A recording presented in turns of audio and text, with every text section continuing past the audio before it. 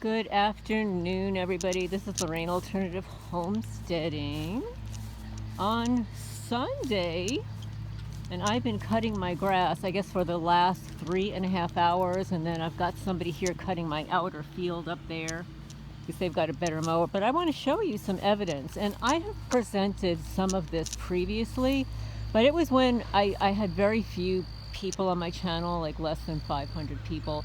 You might not have seen this. I'm going to show you the types of vandalism. Oh, I just see something I didn't cut. On the types of vandalism these criminals do. Now this is vintage, but it was new. It was inside that building. When I moved here, I decided to bring it outside to collect water for my birdies. And it was in mint, literally mint condition. And this is what the criminals did. They etched it to the core base metal. This was vintage enamel, okay? Look. Vintage enamel. I mean, this is just sitting out here all by itself, and this is what they did. Lines here, you know, like the Monster drink. Look at this. This is not normal wear and tear. This is heavy duty enamel. Do you have any idea how many coats of enamel are on a vintage catchment like this, a basin?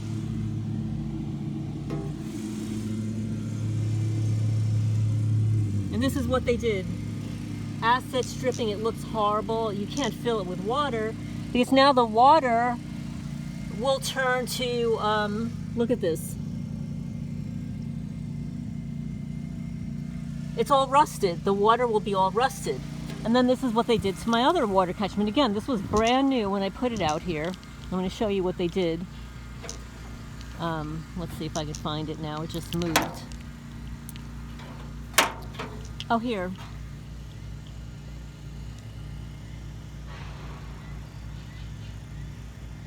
And then here.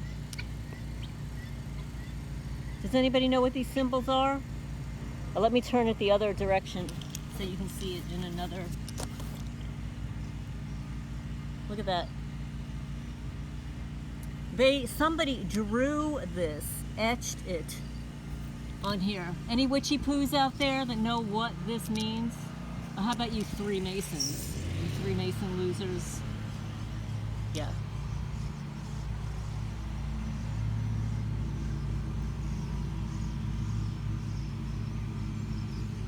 But anyway, I hope everybody's doing well. You haven't heard from me today because cutting the grass is extremely tedious and time consuming. I also have a sick rooster. His foot is still not well, and I've got to give him another Epsom salt bath. This will be number 5. I watched a couple of videos earlier today. I've been doing a little bit wrong, but I mean, I thought by now he'd be feeling better, so I'm going to have to give him another salt bath.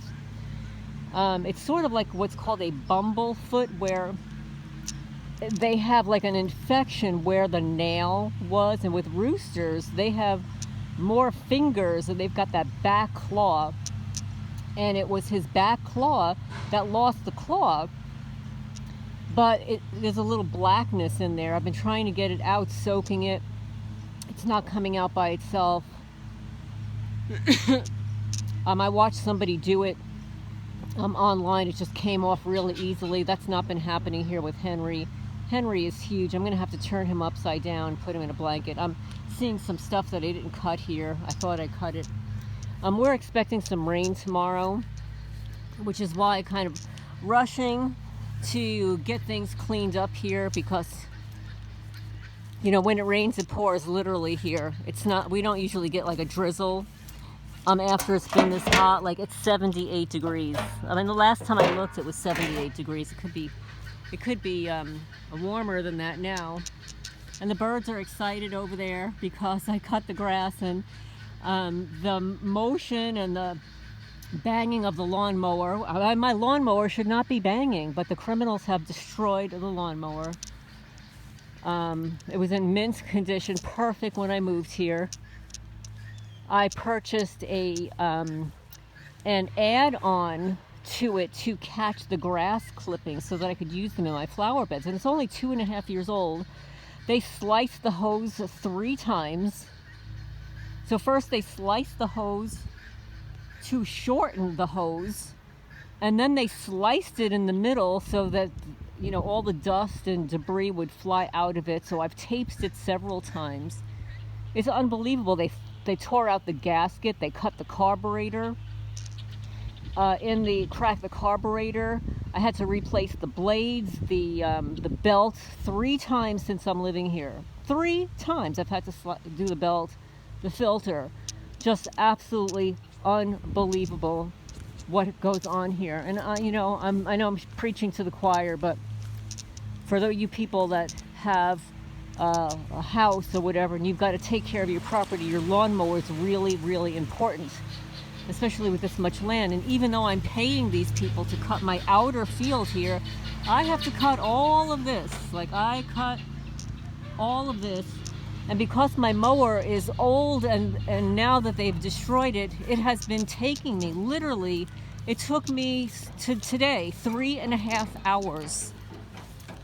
Why so long? Because I've had to stop every time to repair the grass catchment. Had to repair it. I have to empty it, unclog it. It's just non-stop, unbelievable. And part of it is because the property is so large and I've got so many of these outbuildings. I mean, I can't be everywhere at once. I can't see some of my buildings from my house, and that's another problem. So, but anyway, if somebody owned this property and had a big family, multiple people living here, it would be a different ballgame. And of course, when the former owner was here, he was one person, but he lived at the top of the hill, and people were vandalizing his property. They were envious and jealous of him as he got, later on in years.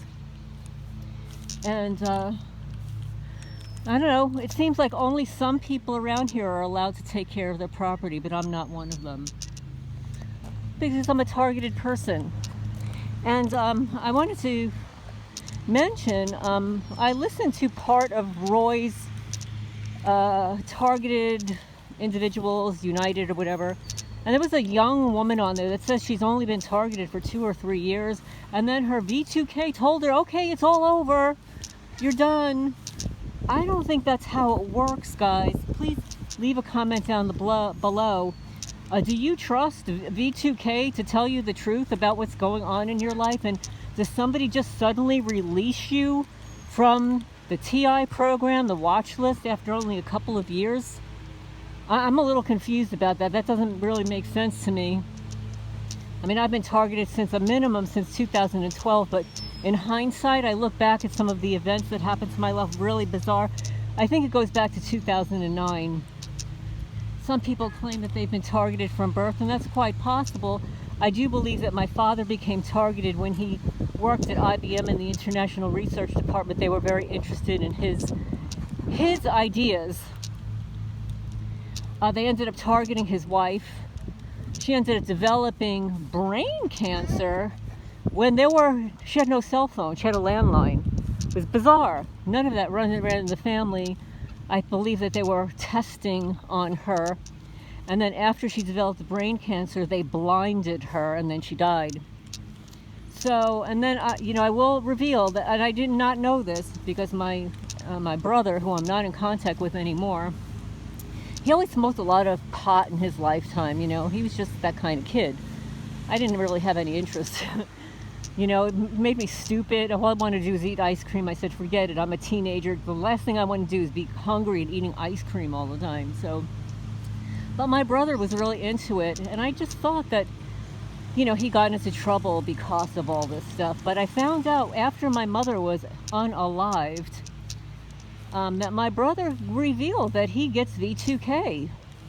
So there was another piece to the puzzle here. And all the things that he would tell me through the years, I just chalked up to the fact that he smokes too much weed, and he was experiencing some marijuana psychosis. But no, he is targeted, and he claims that he became targeted from my cousin, who is a retired police officer or lieutenant or whatever. And we all know about those coppers, right? They're all in on it. They all know what the program is. It's like it's their secret side hustle. So that's what my brother revealed to me a couple of years back. I'm not in contact with him anymore to ask him. I never really had a good relationship with him, except when we were growing up, and then we kind of separated because he became very envious and jealous of me. So that's the last thing you need, is to have a brother, a family member that's envious and jealous. But I just wanted to give you a shout out to let you know that I am here. I also wanted to tell you something not so funny. For Osho 1981, Houston, Texas posted a news video about the eBay stalkers. You know, those corrupt cops that went to prison for targeting that Massachusetts couple. Well, he told the judge, and that lawsuit's removed from the internet. If anybody wants it, email me at alternativehomesteading@gmail.com. Because an FBI agent testified on his behalf, believe it or not. But when this guy, Jim Bow, went before the judge, who said the details of this case are so bizarre, I didn't even think I could read about this in a movie, in a novel, see it in the movies. What do you have to say for yourself? He says to the judge, I was just doing what the FBI taught me. Dang. I was just doing what my favorite Bureau of Investigation taught me. Oh, there must be some training school out there for coppers to turn into stalkers. Please leave your comments down below. This is Lorraine Alternative Homesteading. I'm going to sign off for now. I've got to get Henry in his foot bath, and I'll talk to you soon.